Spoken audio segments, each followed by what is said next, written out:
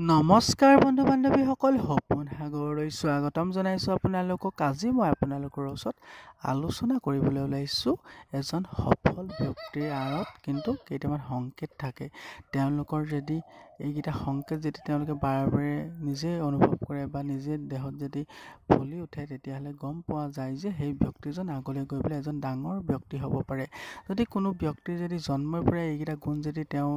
দেহত থাকে বা তেওঁৰ মনত যদি এইকেইটা গুণ থাকে, তেতিয়াহ'লে জনা যায় যে সেই ব্যক্তিজন সাধাৰণ ব্যক্তি নহয় বা সেই ব্যক্তিজন আগলৈ গৈ যে এজন মহান ব্যক্তি হ'ব পাৰিব। এয়ে তেওঁৰ সংকেত কেইটামান পোৱা যায়, তাৰে বিষয়ে আজি আলোচনা কৰিবলৈ ওলাইছোঁ। যদি কোনো ব্যক্তি সৰুৰে পৰা যদি খুব শান্তশিষ্টকৈ থাকে বা খুব খেলা ধূলা কম কৰে বা খুব যদি উৎপত্তীয়া নহয় বা উৎপাত কৰিলেও যদি খুব তেওঁ যদি বেছিকৈ খেলা ধূলাত মন নকৰে, যদিও তেওঁ পঢ়া শুনাৰ ক্ষেত্ৰত যদি বেছিকৈ মন কৰা দেখা যায় সৰুৰ পৰাই, তেতিয়াহ'লে নিজে কোনো নিশিকোৱাকৈ যদি তেওঁ পঢ়িবলৈ মন কৰে বা খেলা কুদত যদি ইমান মন নকৰে, তেতিয়াহ'লে সেই ব্যক্তিজন কিন্তু ডাঙৰ হৈ পেলাই এজন মহান ব্যক্তি বনা দেখা যায়। আৰু লগতে যিজন ব্যক্তিয়ে কাৰো অন্যায় নকৰে বা কাৰো অন্যায় দেখিব নোৱাৰে বা কিবা এটা বস্তু যদি তেওঁ বেলেগক উদাৰ মনেৰে দিব পাৰে বা কাকো হিংসা নকৰে, এনেকুৱা যদি স্বভাৱ সৰুৰে পৰা দেখা যায় কোনো ব্যক্তিৰ গাত, তেতিয়াহ'লে সেইজন ব্যক্তিও কিন্তু আগলৈ গৈ পেলাই এজন ছাকচেছ ব্যক্তি হ'ব পাৰে। আৰু যদি যিজন ব্যক্তিয়ে সৰুৰ পৰা হওক লাগিলে ডাঙৰে হওক, যদি মা দেউতাৰ প্ৰতি যদি খুব মৰম চেনেহ থাকে বা মাক দেউতাকক কেতিয়াও যদি বিপদত দেখিব নিবিচাৰে বা মাক দেউতাকৰ লগতে এনি টাইম থাকিব বিচাৰে বা মাক দেউতাকৰ কিবা এটা হ'লে খুব যদি চিন্তাত পৰে, এনেকুৱা কাৰণ সকলো ব্যক্তি এনেকুৱা নাথাকে। আৰু যিজন ব্যক্তি যদি মা দেউতাকৰ প্ৰতি খুব মৰম চেনেহ থাকে বা খুব শ্ৰদ্ধা ভক্তি থাকে, তেতিয়াহ'লে বুজা যায় যে তেওঁক সদায় ভগৱানে তেওঁৰ লগত থাকে আৰু ভগৱানে তেওঁৰ আশীৰ্বাদ তেওঁৰ লগত সদায় থাকে। তেনে ব্যক্তিয়ে কিন্তু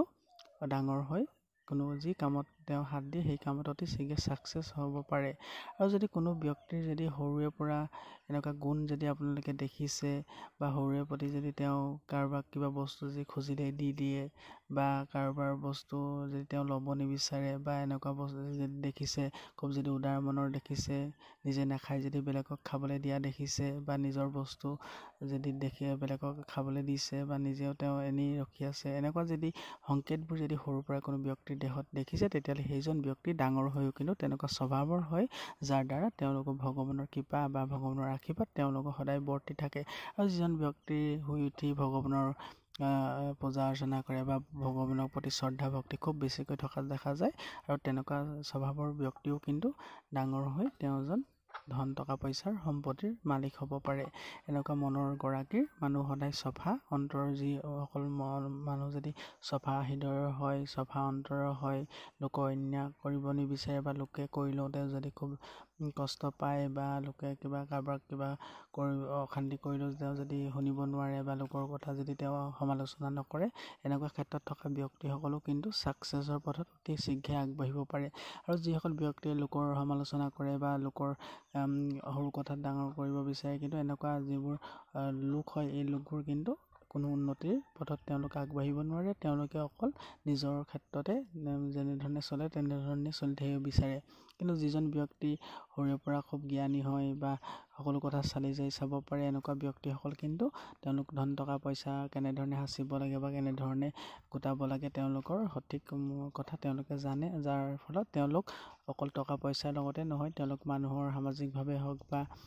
নিজৰ ক্ষেত্ৰতে হওক, ঘৰৰ ক্ষেত্ৰতে হওক, নিজৰ প্ৰতি তেওঁলোকে চিন্তা বেছি ৰাখে আৰু লগতে বেলেগক অন্যায় নকৰে, যাৰ ফলত তেওঁলোক সকলোৰে আদৰৰ হৈ পৰে। এনেকুৱা ব্যক্তিসকল যদি কেনেবাকৈ আপোনালোকে দেখিছে বা গম পায়, তেতিয়াহ'লে বুজিব যে তেওঁলোক এদিন গৈ পেলাই ডাঙৰ মানুহ হ'ব পাৰিব। গতিকে এনেকুৱা বহুতো সংকেত আছে, যিজন ব্যক্তিৰ সফলতাৰ আঁৰত বহুতো এনেকুৱা গুণ থাকে। যদি সৰুৰে পৰা বা ডাঙৰতো যদি এনেকুৱা গুণ দেখিছে, খুব শান্তশিষ্টকৈ থকা কিছুমান ব্যক্তি কিন্তু পাছলৈ বেয়া হোৱা দেখা যায়। কিন্তু প্ৰায় ক্ষেত্ৰত যিসকল ব্যক্তিয়ে বৰ বেছিকৈ কথা বতৰা নাপাতে, এনি টাইম যদি কিবা ভাৱনা চিন্তাত থাকে, তেতিয়াহ'লে বুজিব যে তেওঁ নিশ্চয় কিবা এটা চিন্তা কৰিছে, যোনটো চিন্তাই তেওঁ আগলৈ গৈ পেলাই তেওঁক সফল ব্যক্তি বনাব পাৰিব। বা পঢ়া শুনাৰ ক্ষেত্ৰত হওক লাগিলে খুব যদি তেওঁ খেলা ধূলাৰ প্ৰতি যদি মন যদি থাকে বা ক'ৰবালৈ গৈ বাহিৰত খেলা ধূলাৰ প্ৰতি যদি মন থাকে বা ঘৰতে এনেই বহি নাথাকি যি কাম বন কৰি থাকে বা যি বনাই থাকে, এনেকুৱাও যদি স্বভাৱ দেখিছে, তেতিয়াহ'লেও কিন্তু এনেকুৱা আঁৰৰ কিন্তু বহুতো ৰহস্য আছে এইবোৰ কাৰণ সৰুতে যে আমি ভাবোঁ যে এনেদৰে খেলিছে, কিন্তু ইয়াৰটো ডাঙৰ হৈ কিন্তু ইয়াৰ প্ৰভাৱ পৰা দেখা যায়। কাৰণ শ্ৰীকৃষ্ণৰ বাণী মতে এনেকুৱা ব্যক্তি কিছুমান সৰুৰে পৰা লক্ষণ দেখা দিয়ে তেওঁলোকৰ গাত, আৰু তেওঁলোকৰ গাত ভগৱানে সদায় তেওঁলোকক বেয়াটো হ'ব নিজে, যিহেতু বেলেগৰ যোনে বেয়া কৰি নকৰে তেওঁলোকক ভগৱানে সদায় তেওঁলোকৰ লগত থাকে, আৰু যাৰ দ্বাৰা তেওঁ এজন সফল ব্যক্তি বনিব পাৰে, আৰু যি তাৰ আঁৰত ভগৱানৰ সদায় আশীৰ্বাদ থাকে। গতিকে এনেকুৱা বহুতো সংকেত আছে। যদি এনেকুৱা সংকেতবোৰ আপুনি কোনো ব্যক্তিৰ দেশত দেখিছে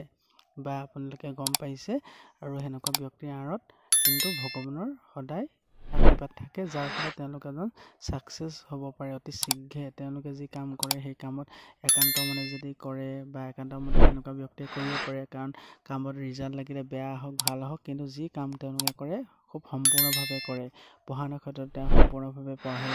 বা আধাখনীয়া নকৰে। তেওঁলোকে বতাহ হওক বা বৰষুণ হওক নিজৰ কাম সম্পূৰ্ণ নকৰালৈকে তেওঁ যদি নেৰে, তেতিয়াহ'লে বুজিব যে সেইজন ব্যক্তি অতি শীঘ্ৰে ছাকচেছবান এজন ব্যক্তি হ'ব পাৰিব।